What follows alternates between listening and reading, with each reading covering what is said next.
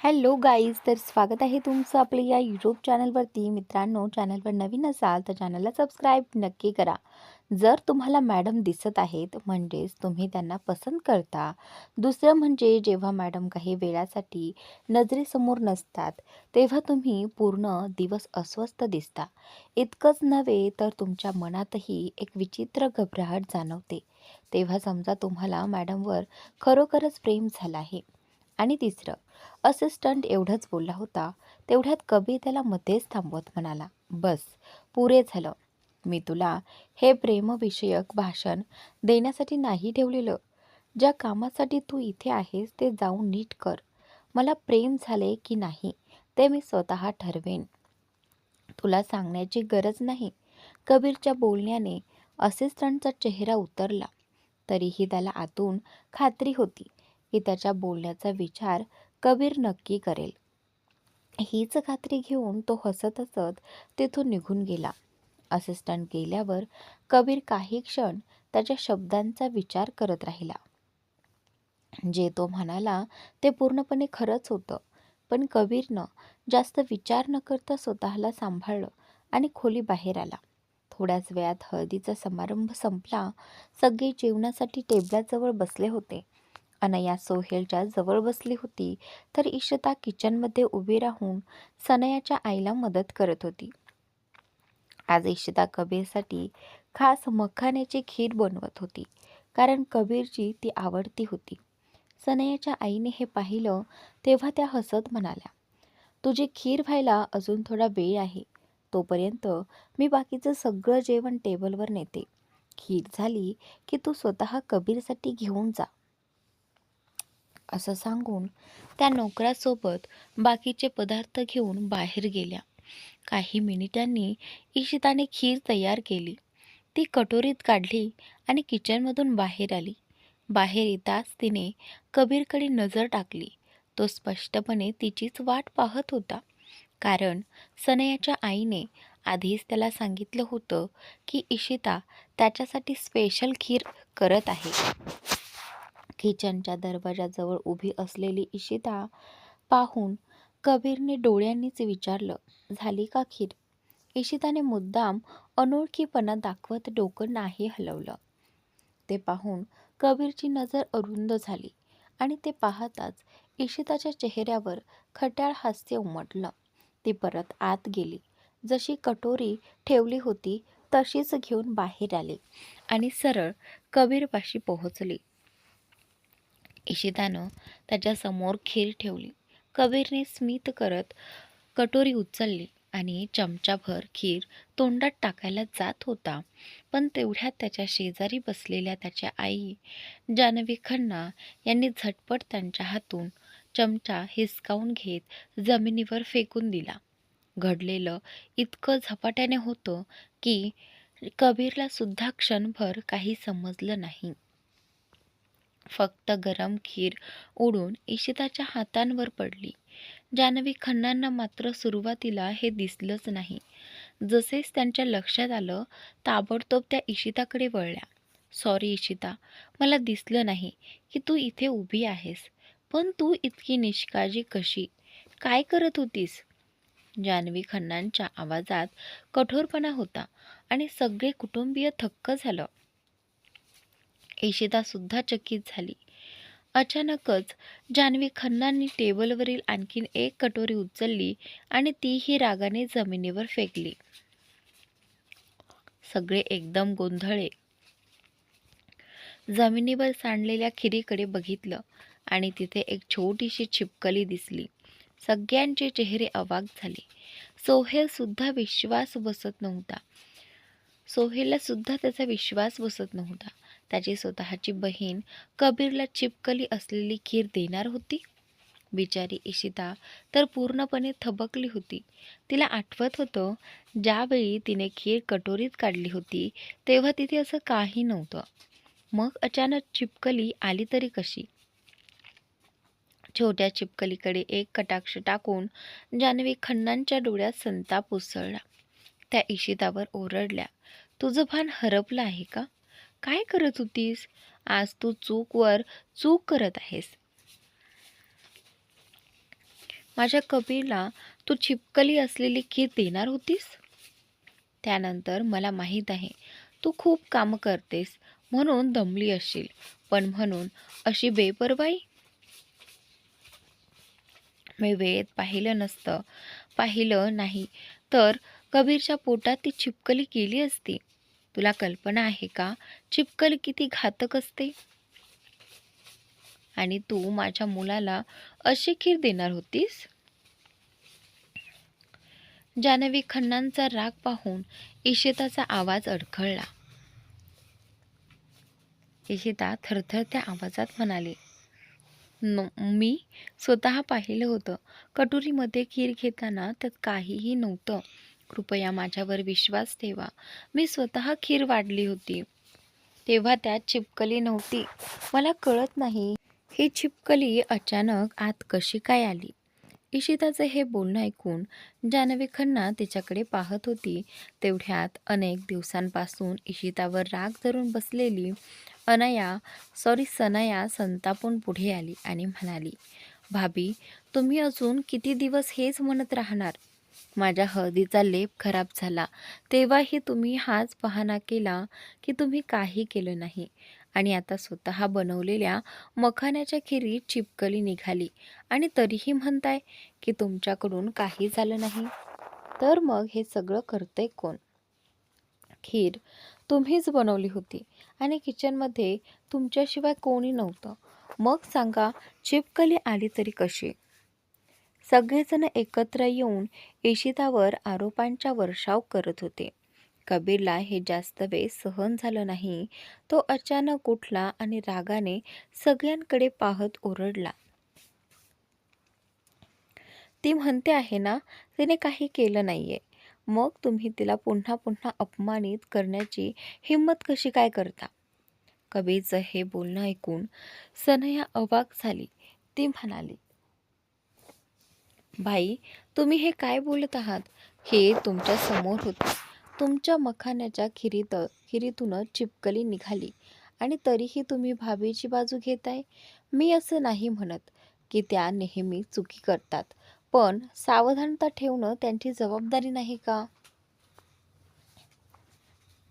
त्यांच्यामुळे तुम्हाला काही झालं असतं तर?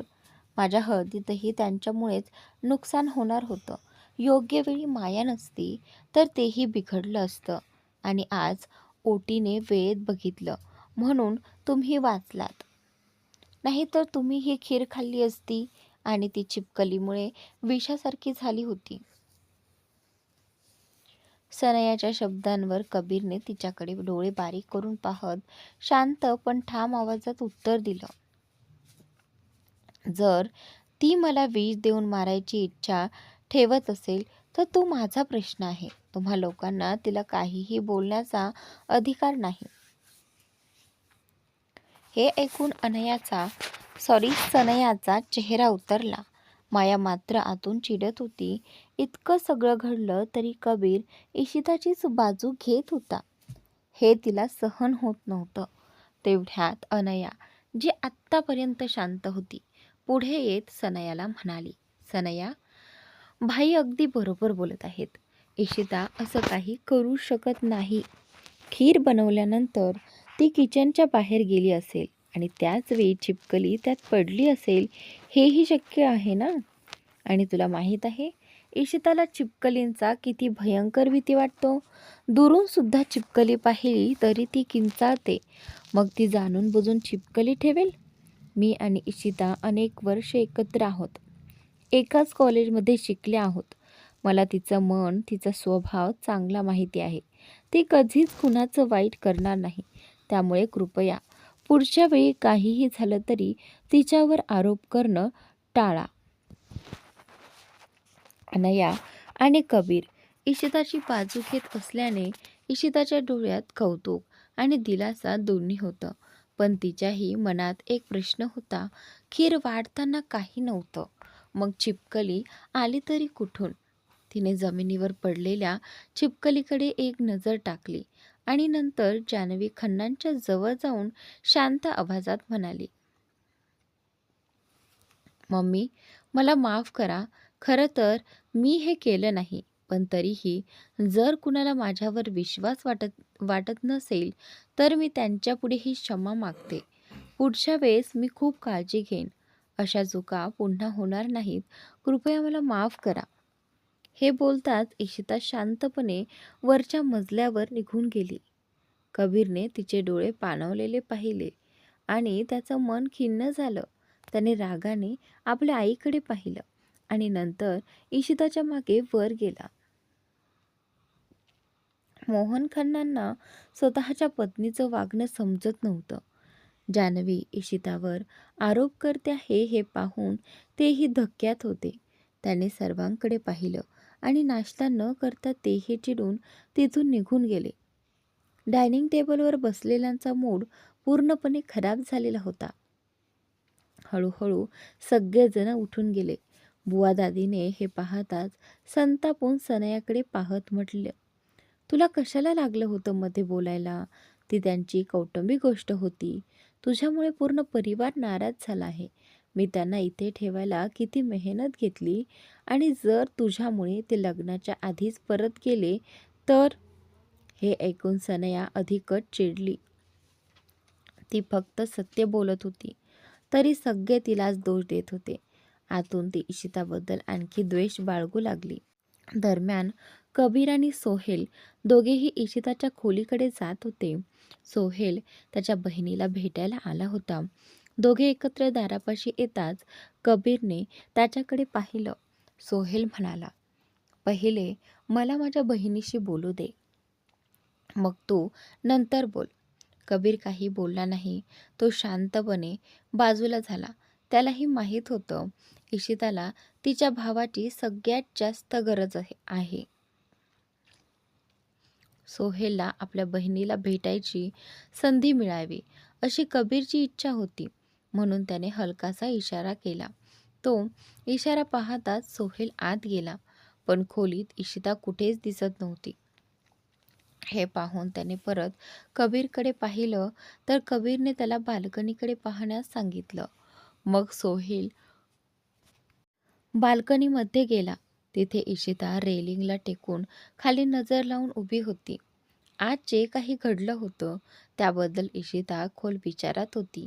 एकाच दिवसात तिच्या नावावर इतक्या मोठ्या समस्या कशा काय ओढवल्या?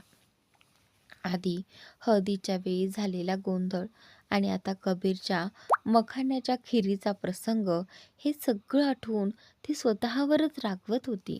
तेवढ्यात तिला खांद्यावर कोणीतरी हलकेच हात ठेवलेला जाणवला. विचारातून बाहेर येत तिने मागे पाहिलं तर सोहेल तिच्या समोर उभा होता. त्याला पाहून ती थोडी दचकल्यासारखी झाली. तिच्या डोळ्यातले अश्रू सोहेलच्या नजरेतून सुटले नव्हते. तो तिचे अश्रू पुसत हळूवार हसत म्हणाला, "तू रडतेस का? तुलाही असं वाटते की हे सगळं तुझ्यामुळे झाले?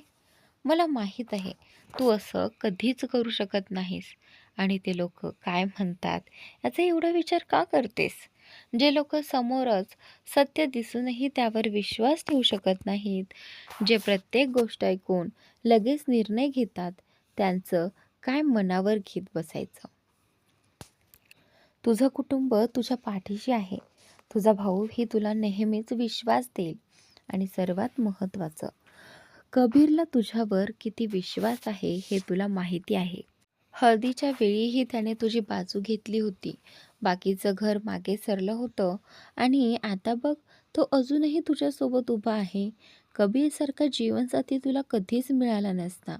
हो, मी सुरुवातीला कबीरला अजिबात पसंत करत नव्हतो. पण तुला त्याच्यासोबत इतकं आनंदात पाहिलं तेव्हा मला कळलं की तुम्हाला वेगळं करणं हा माझ्याकडून मोठा चुकीचा निर्णय ठरला असता. एक गोष्ट कायम लक्षात ठेव, संपूर्ण जग तुझ्या विरोधात गेलं तरी तू कबीरचा हात कधीही सोडू नकोस. कारण सुख दुःखात तुझ्यासोबत उभा राहणारा तोच आहे. सर्वांनी तुला चुकीचं समजलं तरी तो तुला कधीच चुकीचं समजणार नाही. सोहेलचं बोलणं ऐकून इशिता डोळ्यात दाटलेल्या पाण्यासह त्याच्याकडे पाहत म्हणाली, "भाऊ, मला कोणाच्या बोलण्याचं वाईट वाटलेलं नाही. पण मी विचार करते कदाचित हे सगळं खरंच माझ्याचकडून झालं असेल का? कारण किचनमध्ये माझ्याशिवाय खरंच कोणीच नव्हतं. आणि मला आठवतंय, जेव्हा मी खीर कटोरीत काढत होते, तेव्हा तिथे काहीच नव्हतं. इशिताचं म्हणणं ऐकून सोहेल शांतपणे म्हणाला, "अनायाने सांगितलं ना, कदाचित ते चुकून खाली पडलं असेल आणि तुला लक्षात आलं नसेल. तू हे सगळं विसर. आता तुला फक्त स्वतःच्या आणि कबीरच्या नात्याबद्दल विचार करायचा आहे. मी तुमच्या दोघांच्या मध्ये आता कधीही येणार नाही. या काही दिवसात मी ते सगळं पाहिले, जे मला आधी कदाचित दिसलं नव्हतं." सोहेलची शब्द ऐकून इशिताच्या चेहऱ्यावर हलकीशी स्मितरेषा उमटली. ती त्याच्याकडे पाहत हसत म्हणाली, "जर खरंच तसं असेल तर मग तुम्ही अनयाला स्वीकारत का नाही? चूक केलेली आहे तरी ती दुरुस्त करण्याची संधी का घेत? तिचं आयुष्य खराब करून तुम्ही काय सिद्ध करू इच्छिता? हेच की तुम्ही खूप कठोर मनाचे आहात?" इशिताच्या बोलण्यावर सोहेलच्या डोळ्यात हलकी नाराजी उमटली. तो इथे इशिताला कबीरबद्दल काही महत्त्वाचं गोष्ट सांगायला आला होता. स्वतःबद्दल किंवा अनयाबद्दल बोलायला नव्हे. हे भावुक मनात स्वतःच तो 2 पावले मागे झाला आणि शांत स्वरात म्हणाला, "आत्तासाठी तू स्वतःकडे लक्ष ठेव. माझ्याबद्दल विचार करणं बंद कर. मी जसा आहे अगदी ठीक आहे." इतकं बोलून सोहेल शांतपणे तिथून निघून गेला. खोलीत परत आला तेव्हा कबीर त्याच ठिकाणी उभा होता जिथे तो त्याला सोडून गेला होता. कबीरकडे एक कटाक्ष टाकून सोहेल त्याच्या शेजारून सरळ बाहेर निघून गेला. कबीरने हे पाहिलं की सोहेल आपल्या बहिणीला भेटून गेला आहे. ते पाहून तो हलकी हसू करत बाल्कनीकडे आला. इशिता तिथे रेलिंगला टेकून उभी होती. तिच्या चेहऱ्यावर आधीपेक्षा बऱ्याच शांतपणा दिसत होता. कबीरला कळलं, बहीण भावाची भेट तिचं मन हलकं करून गेली होती. तो तिच्याजवळ जाऊन हसत म्हणाला, "काय झालं? भावाला भेटल्यावर मूड फ्रेश झाला का?" आणि त्यानंतर कबीरच्या घर शब्दांनी आणि त्याला समोर पाहताच इशिताला सोहेलचे शब्द आठवले. "कबीरसारखा जीवनसाथी तुला कधीच मिळणार नाही. संपूर्ण कुटुंब तुझ्या विरुद्ध जाईल, पण कबीर तुझा हात कधी सोडणार नाही." हे अगदी खरं होतं. डोळ्यांसमोर चुकीचं पुरावे असले तरी कबीर तिच्यावरच विश्वास ठेवणार. हे सोहेलने सांगितलेलं प्रत्येक शब्दासह तिला आठवत होतं. इशिता उत्तर न देत शांत उभी आहे हे पाहून कबीरने तिच्यासमोर चुटकी वाजवली. "अगं, कुठे हरवलीस? मी काहीतरी विचारलं. मूड ठीक आहे ना? किंवा बाहेर फिरायला जायचंय? पंजाबमध्ये तू कधी नीट फिरली नसशील. चल, मी तुला सगळं दाखवतो. तेवढ्यात मूडही फ्रेश होईल." कबीरचं प्रेमळ बोलणं ऐकून इशिता त्याच्याकडे पाहत म्हणाली, "आपण इतके चांगले का आहात?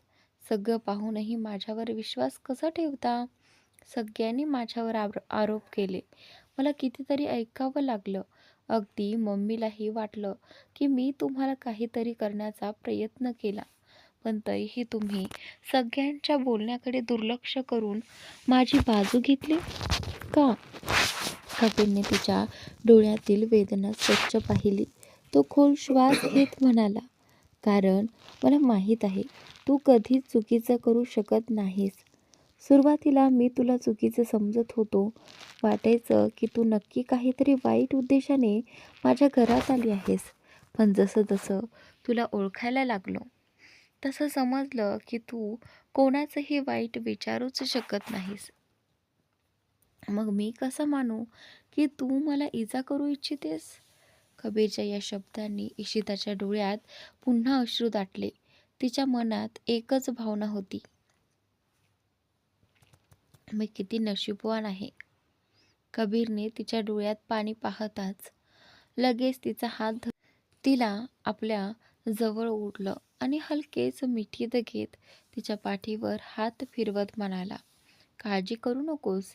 मी नेहमी तुझ्या सोबत आहे. कोण तुझी साथ देईल किंवा नाही, माझा साथ कधीही सोडणार नाही. हे ऐकून इशिताच्या मनात प्रचंड हलकेपणा आला आणि सुरक्षितता निर्माण झाली. कबीरसारखा जोडीदार मिळणं म्हणजे तिच्यासाठी संपूर्ण जग मिळाल्यासारखं होतं. ते दोघे एकमेकांकडे पाहत उभे होते. तेवढ्यातच बाल्कनीच्या दरवाजातून जान्हवी खन्ना हलकासा खोकत तिथे आली आणि तिथं इशिताची माफी मागायला आली होती. तिलाही जाणवलं होतं तिने घाईत रागाच्या भरात इशितावर जरा जास्त ओरडलं. इशिता आणि कबीरने तिला पाहताच कबीर हलकासा बाजूला झाला आणि खोलीत निघून गेला. जान्हवी बाल्कनीत आली आणि इशिताकडे पाहायला लागली. इशितालाही तिचं वागणं अजिबात वाईट वाटलं नव्हतं. एक आई मुलाबद्दल काळजीत असतेच. इशिता मान खाली घालत म्हणाली, मला माफ कर. माझ्या कारणामुळे किती मोठं संकट आलं असतं. तुम्ही वेळेवर थांबवलं म्हणून वाचलं. इशिताच्या नम्रतेवर जान्हवी खन्ना प्रेमाने तिच्या गालांवर हात ठेवत म्हणाली, अगं बाळा, माफी मागू नकोस. माफी तर मला मागायला हवी.